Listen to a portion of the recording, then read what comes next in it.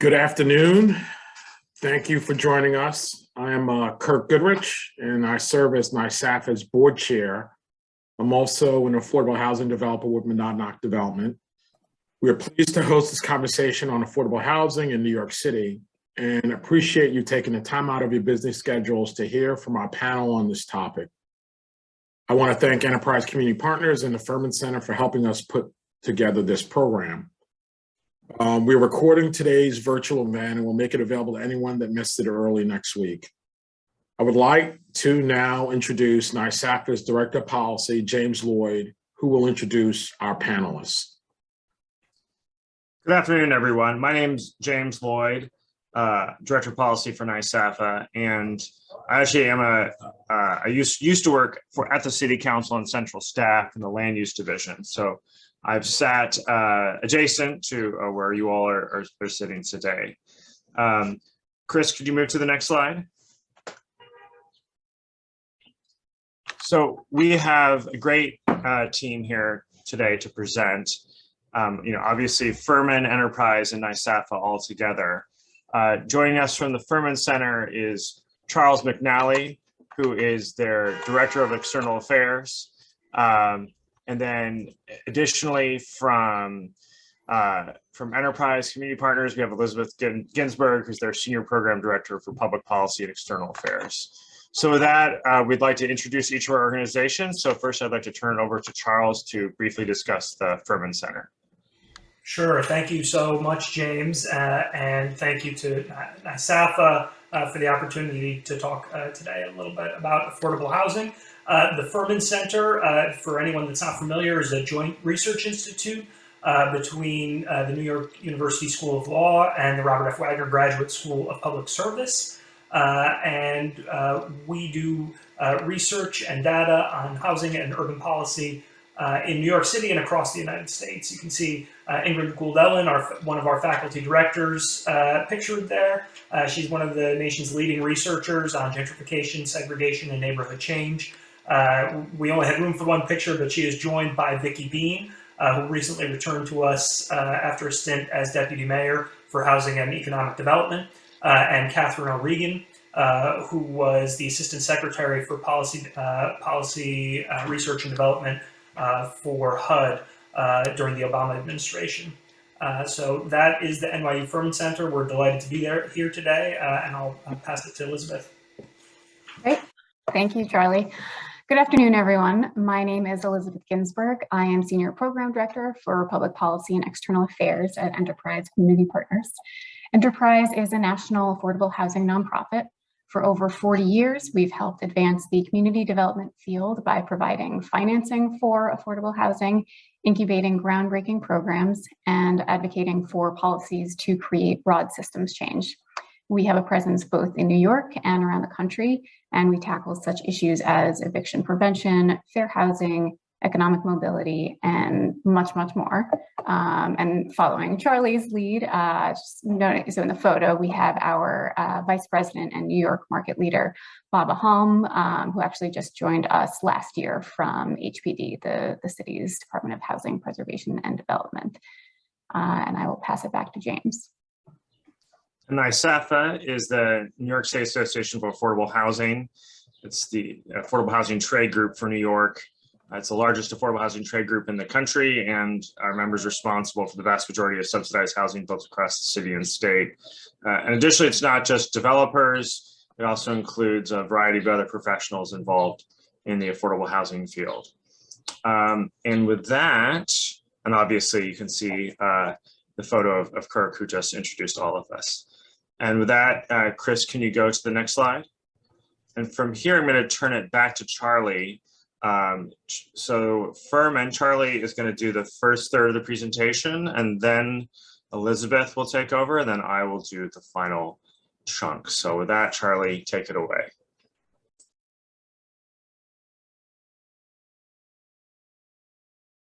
Charlie, you're muted. Ah, right. There we go. Thank you so much. Appreciate that. So I am just going to, at a very high level, summarize affordable housing It's tough to do because, as you are all likely aware, the housing system, the system for subsidizing affordable housing in New York is very fragmented, very Byzantine, and I will direct you to resources where you can get into all of that complexity. But just at a very high level, right? What is affordable housing? The federal standard for housing affordability is when a household pays no more than 30% of their gross income towards housing expenses, and that includes utilities and rent or mortgage payment. The most well-known and source of affordable housing in New York City is public housing, run by NYSAFAH, the New York City Housing Authority. They have roughly 177,000 units, nearly 8% of the city's apartment stock are NYSAFAH apartments. And NYSAFAH you may hear referred to as the housing of last resort. It houses the most vulnerable New Yorkers with an average family income of just over $25,000 and an average rent of $548. We have released research that shows that NYSAFAH housing, particularly now, given where it's located, is sort of a bulwark of neighborhood diversity, both racial and ethnic diversity and economic diversity, because of that extremely low-cost housing that it provides in some of what are now the most desirable neighborhoods in the city. There's also privately owned affordable housing, and that's actually a bigger pool of units than NYSAFAH itself. These are buildings that are privately owned, but have regulatory agreements to offer below market rents or income restricted housing. Their regulatory agreements are with the New York City Department of Housing Preservation and Development, the New York City Housing Development Corporation, or the New York State Agency Homes and Community Renewal. This is roughly 287,000 units. These are often financed with tax credits or other forms of low-cost financing. Mitchell-Lama is also, I believe, in this bucket.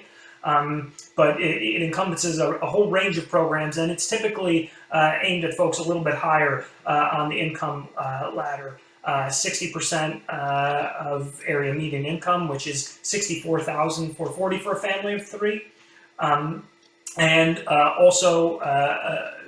We also have supportive housing, right, which is housing with those wraparound services, mental health services, employment counseling, legal assistance, all the things that folks may need to maintain housing stability if they've had trouble doing that. In addition to subsidizing the supply side, there are also different systems of vouchers, which is more of a demand side subsidy. Both the New York City Housing Authority and HPD between them administer quite large housing choice voucher or Section 8 programs. They reach about 115,000 households between them. NYSHA's voucher program is the largest in the country, as is their public housing program. HPD's is sometimes overlooked because of that, but I think it's within the top 5 in terms of size. HPD itself administers roughly 40,000 vouchers.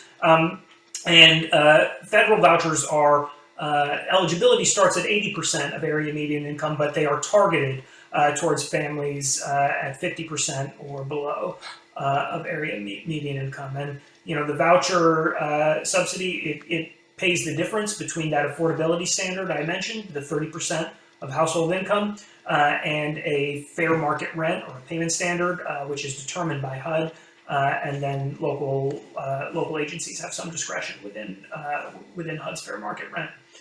There's also the City FEPS voucher program, which is a newer program. It is more narrowly targeted to prevent homelessness and to house homeless households.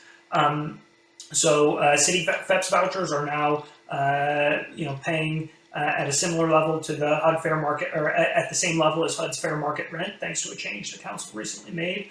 And finally, we have inclusionary zoning and 421A buildings. So inclusionary, these are both incentives for, in some cases required, in some cases voluntary, for developers to include some income restricted housing or some below market rents in new buildings that they construct that also include market rate units.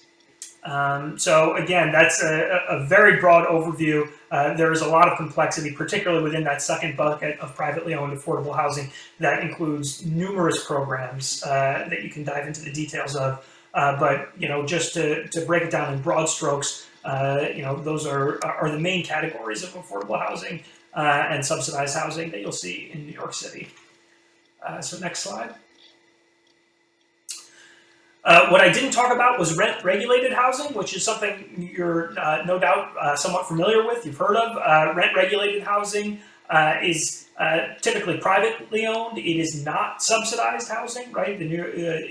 For the most part, the city and state government don't pay any money to rent-stabilized housing, but it is governed by the Rent Guidelines Board, which puts a limit on how much rents can increase from year to year. It's about half of the rental housing stock in New York City. So, again, just at a very high level, you can think of New York City's housing stock divided in three, right? We have about 1 million units of rent-regulated housing, roughly 1 million units of market rate rental housing, and then roughly 1 million units of owner-occupied housing, condos and condos, co-ops, single-family homes. The rent stabilization law applies to buildings of 6 or more units that were built before 1974, as well as units that have come into the program through 421A and another tax exemption called the J51 exemption. But the bulk of it is this pre-1974 construction. There have been some units that have left the rent stabilization program as a result of how the certain thresholds that were set above which, and if rent rose above those levels, units could be decontrolled or destabilized. And there's also a much smaller slice of units called rent control units. These are left over from pre-World War II. It's a very small piece of the picture at this point. Just over 20,000 units remain, and if those generally reset to market rates upon a vacancy, except in rare circumstances. Again, this housing is not subsidized or subject to regulatory agreements for the most part, the same way the housing I described in the previous slide is. So next slide. So where is affordable housing located? This is largely a function of how the system has evolved over the last 4 to 5 decades. In the 70s and 80s, New York City was facing a fiscal crisis as well as abandonment, and disinvestment, white flight, decay. You can see a picture here of the South Bronx in 1980, and there were entire census tracts where more than 90% of the housing stock was destroyed or abandoned. As a result of that, the Koch housing plan of the 80s really shaped where affordable housing has been built over the last 30 to 40 years. So, the city seized thousands of properties due to property tax delinquencies and these, and abandonment, and then, used low-income housing tax credits, which were first authorized in 1986, to rehabilitate these apartment buildings or even to tear them down and build new housing from scratch on this vacant land. Today, there were tens of thousands of these in-rem properties, they were called. Today, there's very, very little city land left for affordable housing. So you're going to hear more about the development process later. But today, affordable housing developers, whether they're for-profit or nonprofit, have to compete on the private market for acquiring land, to turn into housing. Next slide. So, what does that look like across the city? There's lots of different ways to map this. If you attended our briefing on our core data platform recently, we went through some of those in detail. This is a map that shows the concentration of subsidized units across all the programs listed at the left here: public housing, low-income housing tax credit housing, Mitchell-Lama buildings, 421A, exemptions, other HPD programs like capital subsidies and mandatory inclusionary housing, HUD financing and rental and insurance, project-based rental assistance. All of that is included here. and then mapped onto a chloropleth map that shows the concentration of units by community district. Our core data platform also allows you to map each individual unit through our subsidized housing database. If I put those all up on the map at once, it's just dots almost everywhere, except for the parks and airports. So it's not as useful of a high-level view, but you can turn that map on. You can sort it by community district or see council district boundaries on there, and you can get extremely detailed information about what subsidies each development uses. Whether they've had serious code violations. You can link out to tax lot data from ACRIS, which is the city's property tax reporting system. So our core data platform has everything you could want and more on the vast majority of subsidized housing in New York City. The exception is housing choice vouchers, of course, because that includes personally identifiable information about people's actual address. Addresses and unit numbers. So we don't include housing choice vouchers in the mapped data. And there's also certain supportive housing developments, which for privacy reasons, we don't include in our maps. The other resource we have to sort of dive into some of the complexity around affordable housing is a directory of housing programs. So I mentioned there are a lot. I think we have over 200 entries in our directory of housing programs that are used to subsidize housing or have been used historically to subsidize housing in New York City. It's part of our core data platform. I will drop the link in here. But if you ever are dealing with a program or hear of a program and you think, what could that be? Where can I get more details on that? You can visit our directory of housing programs to learn more. I think it is fairly comprehensive. So I'm going to drop this link in here, and we can go to the next slide.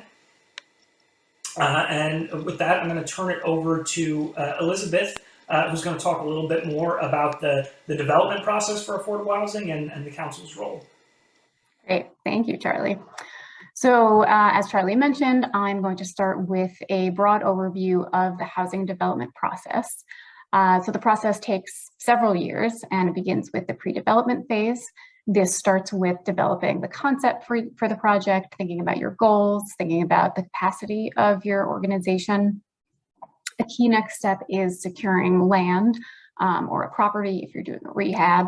And then you can begin doing things like zoning analysis, environmental analysis, soliciting community input, and assessing financial feasibility.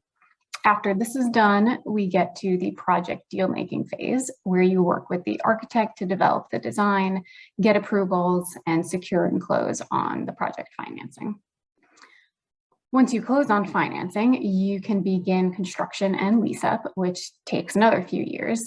During this time, the building gets built and the property manager creates a plan for marketing the units to the designated populations and income bands. And I'll speak a little bit more about that in a later slide.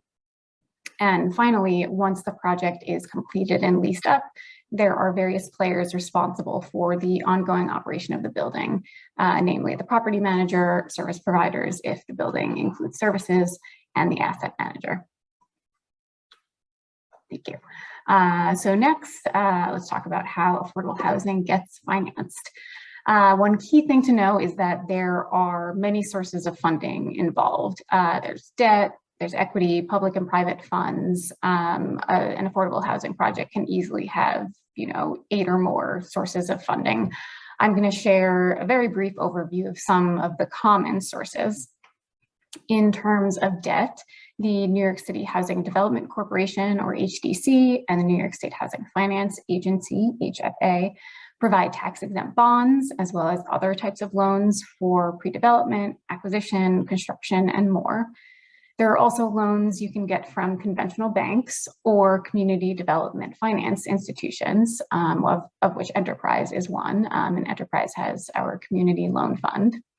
There is also financing available through the New York City Acquisition Fund, which Enterprise helped establish 15 years ago to ensure that mission-based developers had access to capital to compete in the market. On the equity side, there are city and state subsidies. New York City's HPD, the Department of Housing Preservation and Development, and New York State Homes and Community Renewal both allocate capital via subsidy programs that seek to address the city's diverse housing needs. And that could be extremely low income housing, supportive housing, and many more. One of the largest sources of affordable housing equity across the country is the federal low-income housing tax credit, also sometimes called LIHTC for short. This tool incentivizes private investment in low-income rental housing by providing a tax reduction for investors who provide upfront equity to develop the housing. Lastly, there are property tax exemptions that projects can receive. One is 420C, which eligible projects include LIHTC buildings where they are at least partly owned by a nonprofit. And there are additional financing options that more closely involve the City Council, and I think James will be discussing those later. Next slide, please. Thank you. So who gets to live in affordable housing and how are residents selected? So there is the lottery process that I'm sure many of you are aware of. Households can enter a lottery for a specific project through the city's Housing Connect website. The marketing agent then selects applicants from that pool who match the required income bands of the project. So a project's income bands are measured using a term that I'm sure you've all heard of, AMI, Area Median Income. This is a metric that is determined at the federal level each year by HUD, the U.S. Department of Housing and Urban Development. And each financing program, whether it be one of the city's supportive housing programs or LIHTC, each program has its own term sheet or regulations that dictate the allowable AMI bands. So the low-income housing tax credit, for example, requires relatively lower AMI bands compared to some other financing programs. Some projects also have set-asides for specific populations. This can be formerly homeless, domestic violence survivors, persons with a disability, and these set-asides often have slightly different placement processes separate from the lottery. Thank you. And finally, earlier in my discussion of the development life cycle, I mentioned that asset management comes into play in the ongoing operations. I want to highlight the importance of this. Asset management is an essential function. It ensures that the limited housing resources we have are indeed being used for their intended purpose. Asset managers do site visits, they review operating budgets and capital plans. They ensure that the financial and physical health of the property remains intact. This is particularly critical for publicly subsidized housing, as there are requirements that properties must comply with in order to remain eligible for the funding that allows the building to continue operating as affordable housing. And with that, I will turn it over to James. Afternoon, everyone. Thanks, Elizabeth. So I'm going to talk a few slides about sort of on the land use angle, how city council is involved, and some of the sort of trade-offs that you see sort of on the public policy side. So for one, with affordable housing, there's certain tensions between the various public goals that both the council and the mayoral administration are pursuing. So for one, and this is really to just inform your own decision-making process. So for one, the city has a finite amount of housing capital, decided through the budget process. And so of course, you can deliberate about how much between the council and the mayor you want to appropriate for that. But once it's appropriated, it's a finite pool. And with that, to get more deeply affordable units, so units that are affordable to lower incomes, you have to provide more subsidy per apartment than for higher income units. And that's because a higher income unit will bring in more rental income, which means the project can sustain more debt. However, with lower income that's less rental income, and they can't have as big of a mortgage, right? Because you have less building income, and therefore you need a lot more equity on the front end. And so they're expensive. However, obviously the population is needier, and the more deeply affordable, you might be providing an apartment to someone who might otherwise be homeless. So it could be a greater public policy need, but of course you can finance fewer of them. So that's this very straightforward trade-off between number of affordable units and how deep they are. Additionally to that, and we're getting a little more obscure here, the city has, what they call limited volume capacity. So there are these federal tax-exempt bonds, and the city can use them for affordable housing, but they only have a certain amount they're allowed to use. So that means that they can only allocate them among a certain number of projects. So again, that there's just a certain cap on what the city can do and what the city can use its funds for, both its bonds and its capital dollars.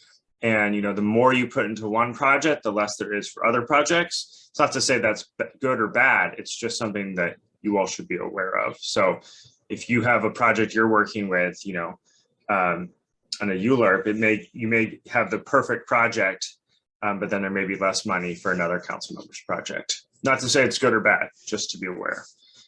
Also, closely related to that is the location of the housing involves a lot of trade-offs. So for instance, historically, the land available for the housing was for affordable housing is concentrated in low-income neighborhoods. And a lot of this is about the history, as Charlie talked about, the South Bronx, Bronx was burning.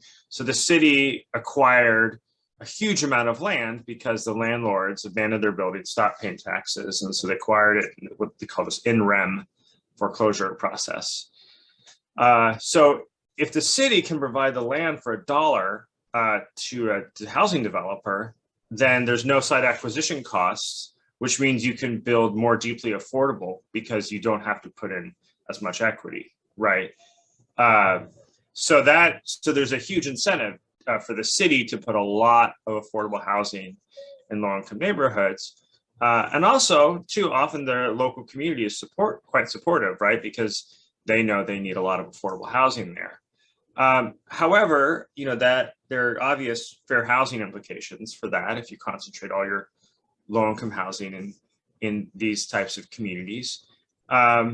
And some of these places also have other burdens that they have to face. A lot of highway construction, so there are high asthma rates, and they face a lot of challenges. And sometimes, you could see there might be big benefits to putting affordable housing in what we call high opportunity neighborhoods, where they might have very strong school systems, might not suffer from that kind of environmental justice issues.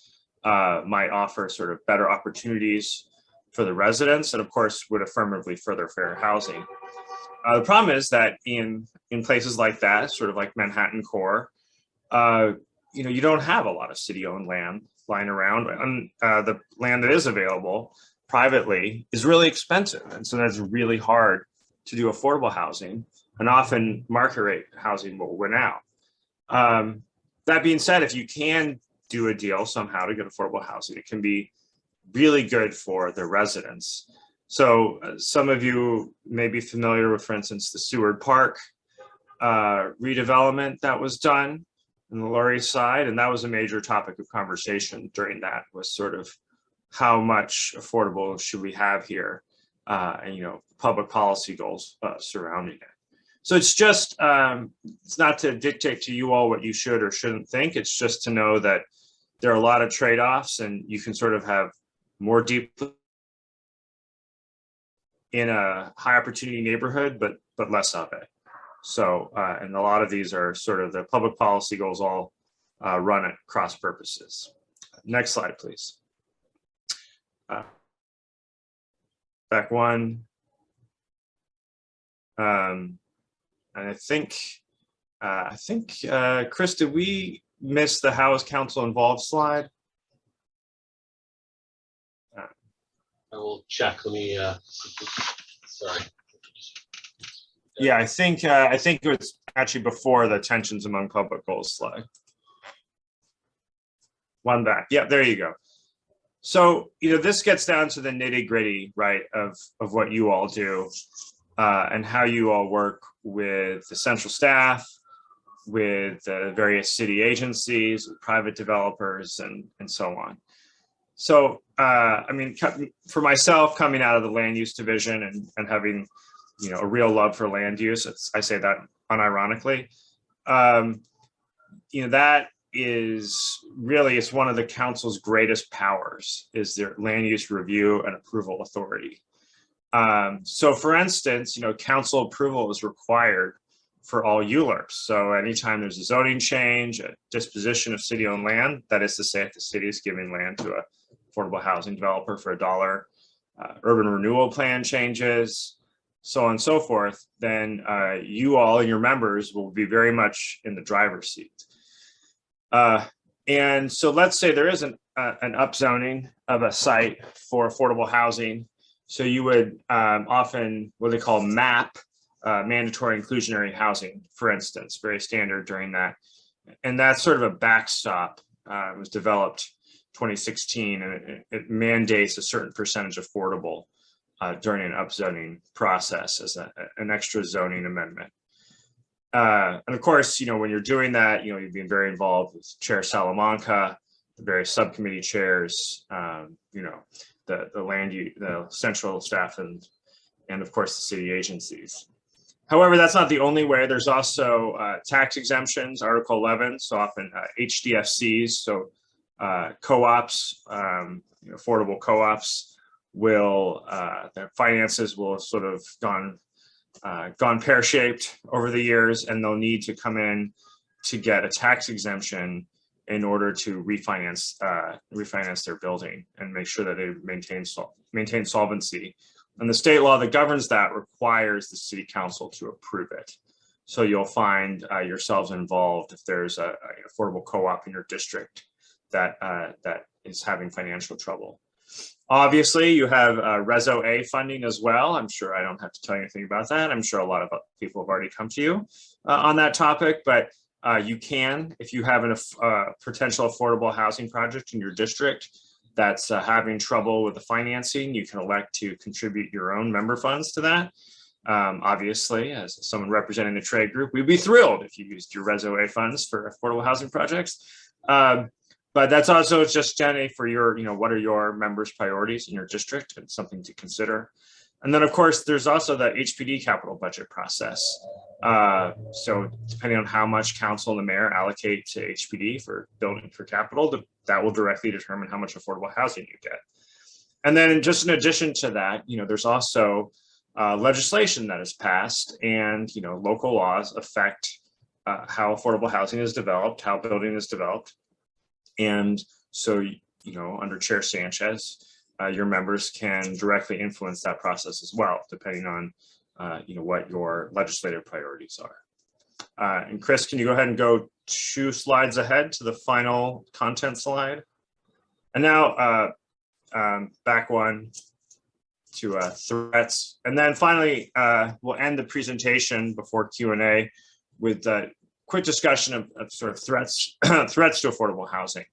So for one is costs. I don't have to tell you all about what's happening with inflation, but of course inflation is just an amalgamation of a bunch of disparate increased costs. So we have a labor shortage right now in the country, which is wonderful for workers. However, it also means that labor costs have gone up for affordable housing providers. Additionally, we have insurance costs are going really high. There's a state law that's recently been passed to study insurance costs for affordable housing. And of course, material costs, both supply shortages and then a lot of demand has resulted in materials costs. So, as costs go up, the city gets less affordable housing for a given capital dollar. However, that's not the only issue. There's also, material condition in the buildings. Elizabeth mentioned how important it is to maintain these buildings over time. I'm sure you all are well aware of NYCHA has a $30 billion capital deficit as a particularly glaring example. For the sort of things that NYSAFAH members do, which is sort of in the privately owned affordable housing area, they typically do periodic recapitalizations. So typically after 30 years, come back in and renovate a building, refinance it to keep it going. And then sort of, newer threats. So lack of land and zoning capacity, so the city has had 35 years of using, tax credits in public land to really had a good 30-year run with that, but we're really sort of out of public land, more or less at this point. And additionally, zoning capacity. So when I say zoning capacity, it's a very obscure, it's this kind of thing that DCP would say, city planning would say.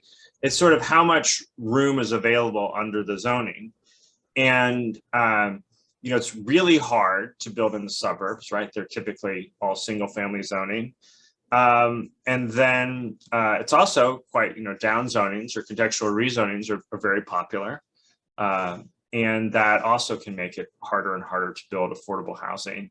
Or if you do want to build it, you may have to go through a ULURP, which is extremely expensive and unpredictable. So it's also just makes it tougher and tougher for our members to build. And then, of course, there's local opposition, right? So it manifests itself in multiple ways. There'd be opposition, for instance, in the suburbs to any multifamily. There may be opposition in the cities to upzonings. Obviously, land use is always a hot button topic, or upzonings to any new construction, for instance. So that can make it harder for our members to build. And also for the tenants on the demand side, on the voucher side, they often face private income, source of income discrimination, where landlords often without consequence will say no to anyone carrying a voucher. So these are all threats in various forms, and you'll probably hear from my organization for sure separately on some of these things. And with that, the final slide, Chris. So before we turn it over to Q&A, I just want to, yes, and Elizabeth pointed out in the chat, voucher discrimination is illegal. Sorry, I didn't correctly sort of emphasize that. It is very much illegal, but often that is, landlords can sometimes be scofflaws on that topic. So before we turn it over to Q&A, I just want to point out a few further resources. Center for Urban Pedagogy has a toolkit called What is Affordable Housing on this, very useful. Citizens Housing and Planning Council, which is a really great organization, has done a lot of interesting work.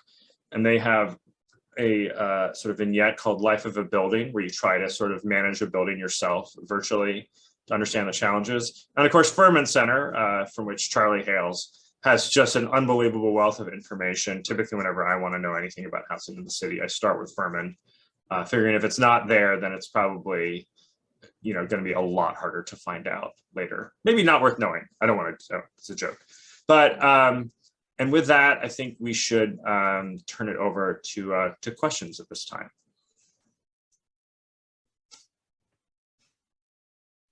If you'd like to ask a question, you can just unmute yourself. You should have the ability to do that, or you can type in the chat. If you're having an issue unmuting, just let me know in the chat and we'll take care of that.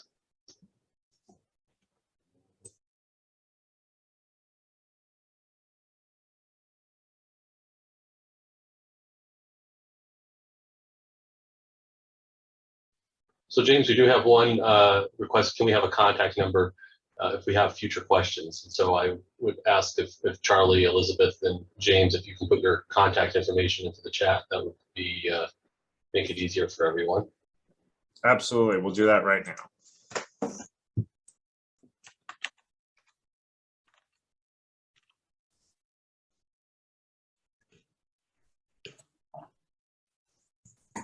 So we will make this presentation, as I put in the chat, available to everyone that registered. We will also send it to your colleagues who may not have been able to attend. And you should feel free to share the presentation, the video presentation, as well as the PowerPoint, which we will also attach, to others that you feel might find it valuable in their work.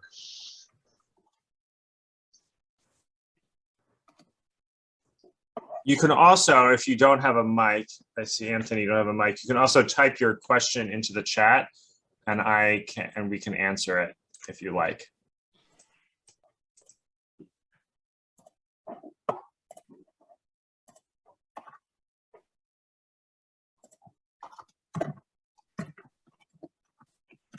I guess, James, I don't see any active questions. I guess one that comes to mind that I thought maybe you right, like you kind of set up the different types of housing and how it's built.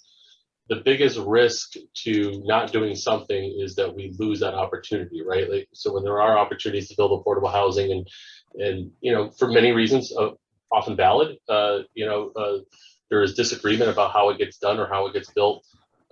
That land can be in jeopardy, right? And we could lose it as a possible affordability project permanently. That's right. That's something good to point out with. And Anthony, I see your question. As soon as I speak to Chris's point, we can talk to that. So for instance, if there's a rezoning that is proposed to ULURP, there's often what is called an as of right option, right? So if someone proposes, hi, we want to build a building, it's going to be affordable at these levels, it's going to be taller than it would be otherwise, you can go through and negotiate, or you can say no, of course.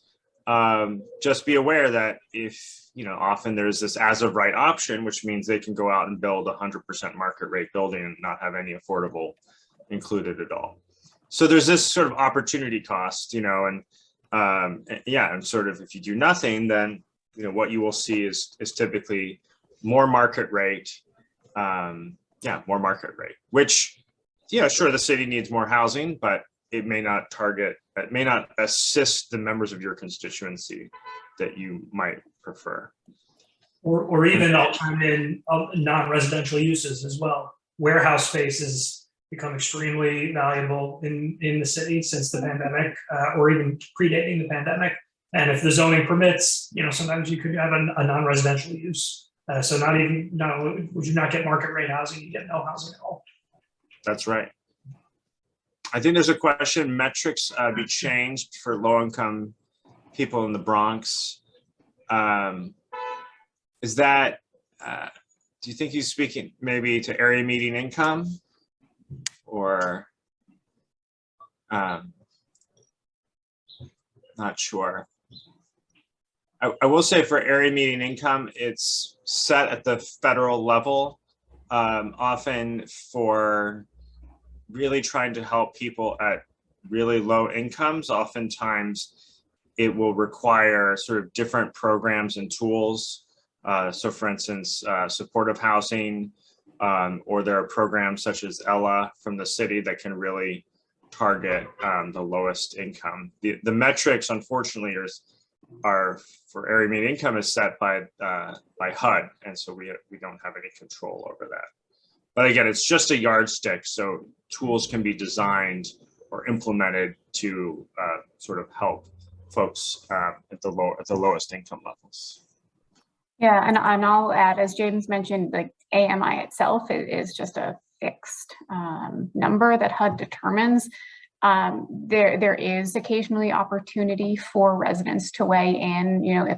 If there are town hall type sessions that a developer puts on and they share the income bands that they are planning to include, there are sometimes opportunities to weigh in on that. And if you feel that those do not match the population and the need near you, hopefully the developer provides opportunity for that input to be heard.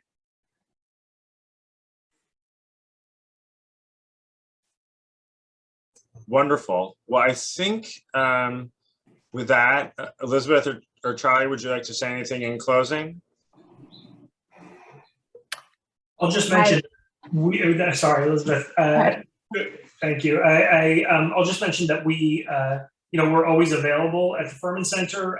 If you are, thinking through a policy issue or a data issue, you want to understand how a program works or might work or has worked, we are available to help with that. We want to be encouraging a data-driven discussion of these issues, which are, I think as everyone has alluded to and is aware, are very emotional and contentious. So we're always happy to, to lend some intellectual rigor and some data to these conversations and, processes about how we use our land and how we meet our affordable housing needs.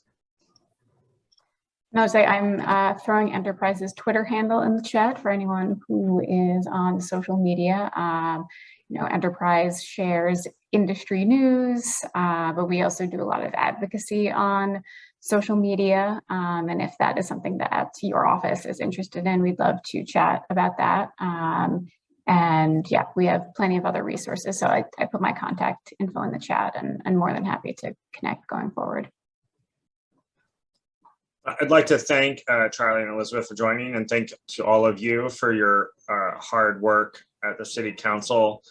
I spent several years there, and so you're doing great work. And yeah, thanks again, and feel free to reach out again to NYSAFAH if you have any questions about affordable housing or how a proposed policy might affect the industry. We're extremely biased in favor of building more affordable housing, so I'll just say that's our caveat. But thank you so much again, and with that, we'll go ahead and close.